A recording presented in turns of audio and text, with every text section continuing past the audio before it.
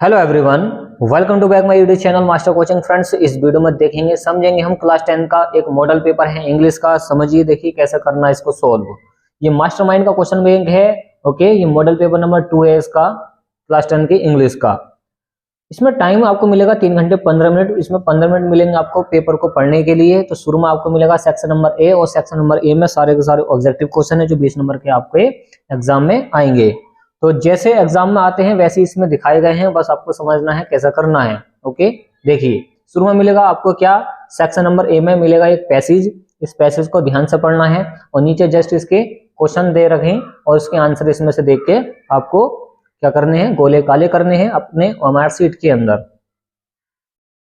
अब इसको करने के लिए पहले आप क्वेश्चन पढ़ लें, फिर बाद में इसका क्या करें, पैसेज पढ़ें, उससे जल्दी मिल जाते हैं। जैसे आया है, an old man was distressed because, एक बूढ़ा व्यक्ति डिस्ट्रेस्ड हो गया था, या फिर क्या हो गया था, परेशान हो गया था। डिस्ट्रेस्ड जो आया है ये पहली लाइन में आया है, और डिस्ट्रेस्ड का मतलब होता है परेशान। ये क्यों परेशान था कि he sons always quarrelled with one another, उसके जो बच्चे थे, उनके जो लड़के थे, वो सारे के सारे एक दूसरे से वन एनोदर, एक दूसरे से लड़ते थे। क्वारल्ड का मतलब होता है झगड़ते थे। तो कौन सा वाला ऑप्शन हो जाएगा, he sons quarrelled with their friends, अपने दोस्तों से नहीं लड़ते थे। ही सन्स, देखिए पहला वाला ऑप्शन गलत हो जाएगा, दूसरा वाला भी गलत हो जाएगा, तीसरा वाला है, he sons always quarrelled with one another. तो ये वाली जो लाइन है आपको ये मिल गई, कौन सी वाली, सी वाले ऑप्शन में। तो सी वाला इसका करेक्ट हो जाएगा। तो इस तरीके से आप ये करेंगे। अगला वाला पढ़ें, एन ओल्ड मैन, एक बूढ़ा व्यक्ति, वो डिस्ट्रेस्ड, जो बूढ़ा व्यक्ति था वो डिस्ट्रेस था। क्या था, डिस्ट्रेस्ड था। डिस्ट्रेस का मतलब होता है दुखी। इट मीन्स, इसका मतलब क्या है, खुश, गुस्सा, हेल्पफुल, सैड। तो दुखी था वो, कौन था, दुखी था। तो इसका डी वाला ऑप्शन करेक्ट हो जाएगा। डिस्ट्रेस्ड का मतलब होता है दुखी। तीसरा क्वेश्चन है कि which word in this passage, इस पैसेज के अंदर is opposite of weak, weak का उल्टा क्या है। Which word in the passage, passage के अंदर अपोजिट, अपोजिट का मतलब क्या, याद रखें क्या होता है, उल्टा होता है। वीक का उल्टा क्या होगा, डिस्ट्रेस्ड परेशान होगा, क्वारल्ड झगड़ना होगा, स्ट्रॉन्ग मजबूत होगा, मजबूत होगा। भाई वीक का उल्टा क्या हो जाएगा, कमजोर का उल्टा स्ट्रॉन्ग हो जाएगा, मजबूत हो जाएगा। और क्वेश्चन नंबर 4 से लेकर 8 तक ये दे रखें, ये आपके दिए गए हैं चैप्टर वाइज। चैप्टर वाइज आपको पता होना चाहिए, चैप्टर अगर आपने पढ़े हैं या क्वेश्चन आंसर आपने पढ़े, तो आप इनको कर पाएंगे। तो देखिए चौथा क्वेश्चन है कि एट द क्लिनिक, क्लिनिक पर द डॉक्टर, जो डॉक्टर था गैब लेकर आ गया ट्रिकी को। तो जब वो ट्रिकी को लेकर आ गया था तो उसने क्या किया, उसके साथ फ्रूट्स एंड वेजिटेबल्स खिलाए थे उसको, चॉकलेट्स खिलाई थी। नो फूड फॉर 2 days, कोई खाना नहीं दिया 2 दिनों के लिए। इंजेक्शन और मेडिसिन दी थी, तो उसके साथ क्या किया था, उसको खाना नहीं दिया था, क्योंकि खाना खा खा के उसकी तबीयत खराब हो गई थी। तो इस वजह से ऑप्शन नंबर सी करेक्ट हो जाएगा, नो फूड, उसको कोई खाना नहीं दिया 2 days के लिए। पांचवा है, टुडे वी शैल, देखिए वी के साथ शैल आएगा, तो today we shall start writing sentences. Today आज से ही क्या करते हैं, सेंटेंसेस लिखना शुरू कर देंगे। हु सेड, किसने कहा था, ये बोला था किसने, अनिल ने, हरि सिंह से, क्योंकि पढ़ाता था उसको। छठा क्वेश्चन है, Max was present in the room of ओसेबल टू, जो मैक्स था वो प्रेजेंट, वो उपस्थित हुआ रूम के अंदर ओसेबल के लिए, क्या करने के लिए, किल, उसको मारने के लिए, किल हिम, उसको मारने के लिए, कीप एन आई ऑन, उस पर निगरानी रखने के लिए, take the report from him, report करने के लिए, मीट हिम, उससे मिलने के लिए। जो मैक्स था वो ओसेबल से क्या करने के लिए आया था, उसको किल करने के लिए आया था, मारने के लिए आया था, क्या करने के लिए, मारने के लिए आया था। सातवां क्वेश्चन है, मिस्टर जाफर, जो मिस्टर जाफर थे द कांस्टेबल, मिस्टर जाफर ने कांस्टेबल को, हवलदार को, हैड टू अरेस्ट, गिरफ्तार कर लिया था, अ मैन, एक व्यक्ति को, विदाउट, जिसका क्या नहीं था, सिर नहीं था, टांगे नहीं थी, ग्लासेस, चश्मा नहीं था, आइज, आंखें नहीं थी। तो अहेड, अब अहेड का मतलब ये है कि उसका जो चेहरा था वो गायब था। Arrest a man without a head, इसका पहला वाला ऑप्शन करेक्ट हो जाएगा। आठवां क्वेश्चन है कि भोली वॉज द डॉटर, भोली लड़की थी, और किसकी, कलेक्टर रामलाल की थी, तहसीलदार रामलाल की थी, इंस्पेक्टर रामलाल की थी, नंबरदार की थी, किसकी लड़की थी वो, नंबरदार रामलाल की वो लड़की थी। आगे दे रखा है इसमें पैसेज 9 से लेकर 10 तक, read the passage given below and choose the correct option. तो ये जो पैसेज दे रखा है आपको पैसेज को ध्यान से पढ़ना है और फिर पढ़ने इसके क्वेश्चन। तो पहले आप क्वेश्चन पढ़ने करें और फिर उसका आंसर निकालने की कोशिश करें। और अगर आपने चैप्टर पढ़ा है तो आप आराम से इसके आंसर लगा सकते हैं बिना इसको पढ़े भी। देखिए, द चिल्ड्रन रिगार्डेड द वेकर्स, जो चिल्ड्रन थे, बच्चे थे, रिगार्डेड द वेकर्स, वो बेकर से क्या रखते थे, गाइड करते थे, कंपेनियन के साथी थे, फ्रेंड थे, दोस्त थे, ये ऑल ऑफ दीज, ये सभी थे। इसका ऑल ऑफ दीज हो जाएगा, ये सभी उसके रिगार्ड में आते थे। कौन? बच्चे, मतलब गाइड भी करते थे, साथी भी थे उसके, बेकर के फ्रेंड भी बन गए थे। 10वां क्वेश्चन है when did the waker come the second time, जब जो बेकर था वो सेकंड टाइम आया तो क्या करके आया था? तो आफ्टर एम्प्टिंग द बास्केट को खाली करके आया था, मतलब सारी रोटियां वो बेच के आ गया था। 11वां क्वेश्चन है, ये भी ऑब्जेक्टिव क्वेश्चन चल रहे हैं अभी, कि राजवीर इज इनवाइटेड, राजवीर को इनवाइटेड किया गया टू असम के अंदर एट प्रांजोल्स होम, प्रांजल के घर में, ड्यूरिंग कब? तो समर वेकेशन पे बुलाया गया था उसको, समर वेकेशन अच्छी होती है वहाँ की, असम की।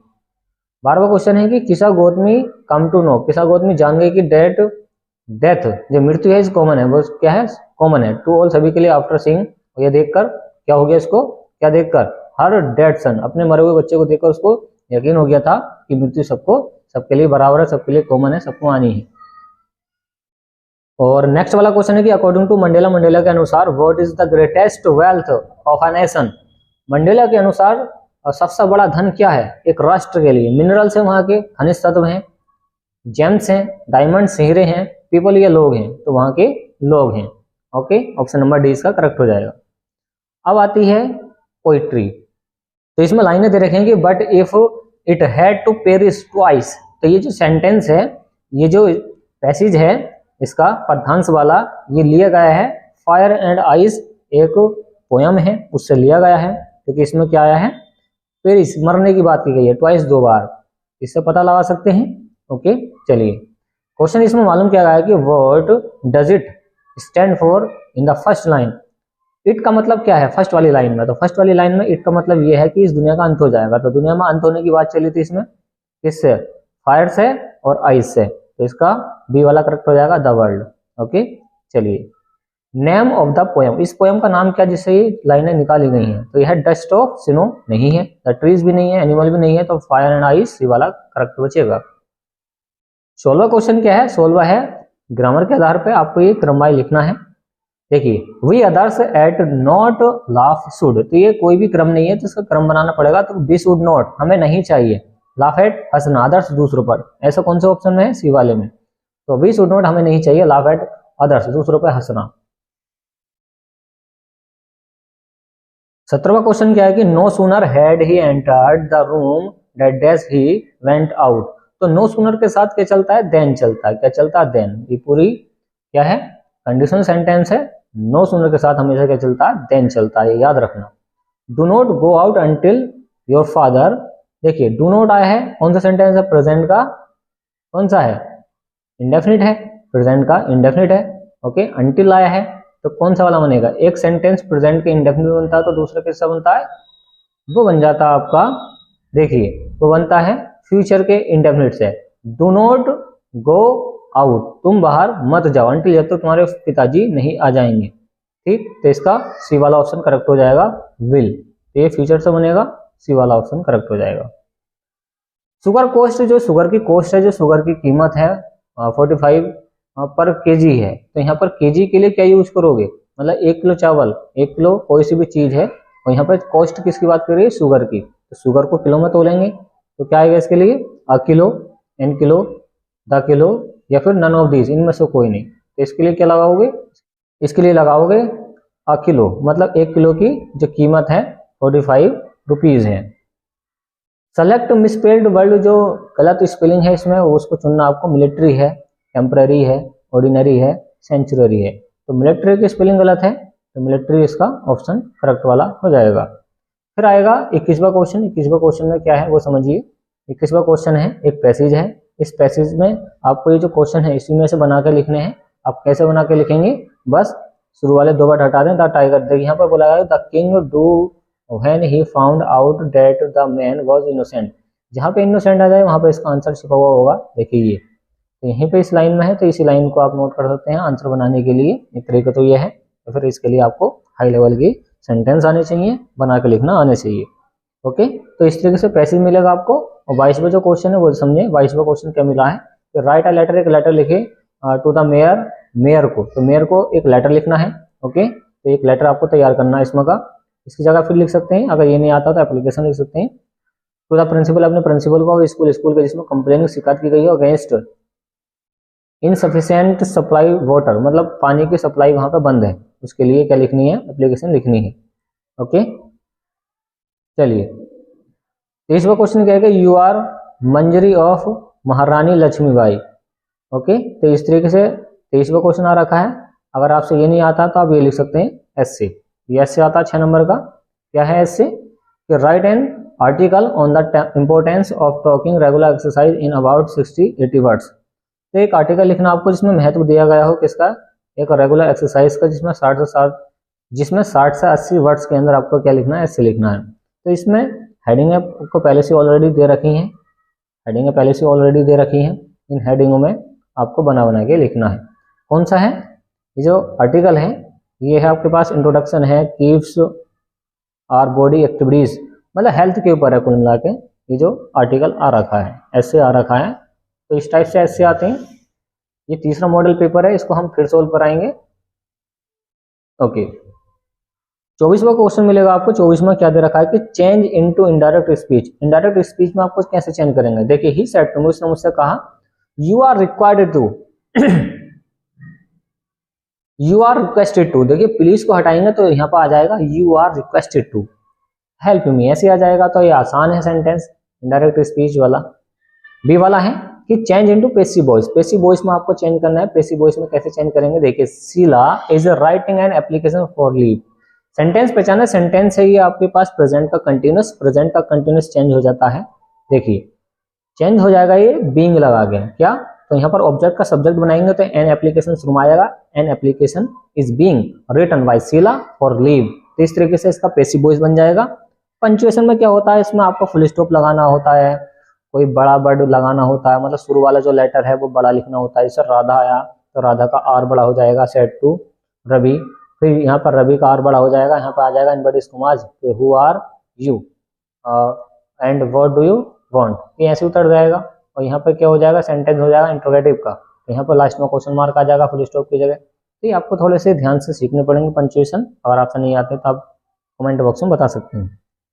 फिर आती है आपके पास 5 नंबर की ये ट्रांसलेशन इंग्लिश टू हिंदी में, जैसे आ रखा है कल मैं बाजार जा रहा था, तो yesterday I was going to market. आसान है, रास्ते में एक बूढ़ा व्यक्ति मिला, तो रास्ते में, तो इन द वे रास्ते में, क्या हो जाएगा ओल्ड मैन मीट मी। तो इस तरीके से आप इसकी क्या ट्रांसलेशन कर सकते हैं, बस थोड़े से सेंटेंस आपको आने चाहिए। 25वां क्वेश्चन क्या है कि answer the following question in about 30-40 words. 30 से 40 वर्ड्स के अंदर आपको ये क्या लिखनी है, एक देखिए 30 से 40 वर्ड्स के अंदर आपको क्या लिखना है, आपको ये क्वेश्चन आंसर लिखना है कि why did Wally not want to go to the stall and have a drink, what does this tell you about her. Okay, तो ये सारे क्वेश्चन आंसर आपको याद करने पड़ेंगे, फिर बना के लिख सकते हैं। नहीं तो फिर आप इसके पैसेज में से इसको बना कर लिख सकते हैं। देखिए व्हाई डिड हटाइए, वली से स्टार्ट कर दीजिए, इसका आंसर बन जाएगा। और आपसे नहीं आते तब की बात हो रही है, नहीं तो आपको याद करना तो पड़ेगा, प्रैक्टिस करनी पड़ेगी। ओके, मेहनत तो चाहिए होती है। 26वां क्वेश्चन क्या है कि answer any one of the following in about 60 words. 60 words के अंदर आपको ये लिखना है करेक्टर स्केच ऑफ एनी। ये आप यूट्यूब के सर्च बार में सर्च कर सकते हैं, इसकी वीडियो आपको ऊपर ही मिल जाएगी, करेक्टर स्केच ऑफ एनी की। तो आप ये लॉन्ग आंसर कर सकते हैं 60 वर्ड्स के अंदर 6 नंबर के लिए। तो दो में से एक करना आपको, इसमें कह रहा है one of the, one of the का मतलब होता है एक करना इन दोनों में से। 27वां क्वेश्चन है कि what does Amanda yearn for. तो अमांडा के बारे में आप पोएम लिख दें, सेंट्रल आइडिया लिख दें यहाँ पे। तो सेंट्रल आइडिया पूछा गया अमांडा का, फायर एंड आइस का, फोक का, तो ये सारे कराएं तो आप जाके देख सकते हैं प्लेलिस्ट में, सारे के सारे सेंट्रल आइडिया आसान भाषा में और शॉर्ट तरीके से बताए हैं, आप वहां जाकर आराम से देखिए। 29वां क्वेश्चन है कि answer any one of the following in about 30-40 words में आपको लिखना है। फिर से क्या है, शॉर्ट आंसर है, 30 से 40 वर्ड्स के अंदर आप लिखना है। हाउ डू हनी बीज identify there on Honey comes. तो कम्स ये सारे के सारे क्या है, शॉर्ट आंसर आप कर सकते हैं। डज भोली enjoy her first day at school, तो क्या भोली ने अपने पहले दिन स्कूल में एंजॉय किया था। 30वां क्वेश्चन क्या है कि answer any one of the following in about 60 words. ये लॉन्ग आंसर है इसका सप्लीमेंट्री का। What is think, what is think क्या तुम सोचते हो, tank proud of, how do you know क्या तुम जानते हो। या फिर हॉरेस डेनवाई का आया है इसमें क्वेश्चन, हॉरेस डेनवाई के बारे में आप लिख सकते हैं। ये पूरा मॉडल पेपर है जो आपने समझ लिया है कैसा करना है। ओके, तो इस तरह के दूसरे मॉडल पेपर है इस क्वेश्चन बैंक का, मास्टरमाइंड का, तो आप ये पूरा तैयार कर लेना एग्जाम देने से पहले। ओके, ये जरूरी होते हैं आपको सोल्व करने के लिए। तो उम्मीद है फ्रेंड्स आपको ये वीडियो पसंद आएगी, तो वीडियो को लाइक एंड शेयर कीजिए, चैनल को सब्सक्राइब कीजिए। Thanks for watching guys. मिलते हैं एक ऐसी नेक्स्ट वीडियो में जो काफी इंपॉर्टेंट होगी एग्जाम के लिए। Okay friends.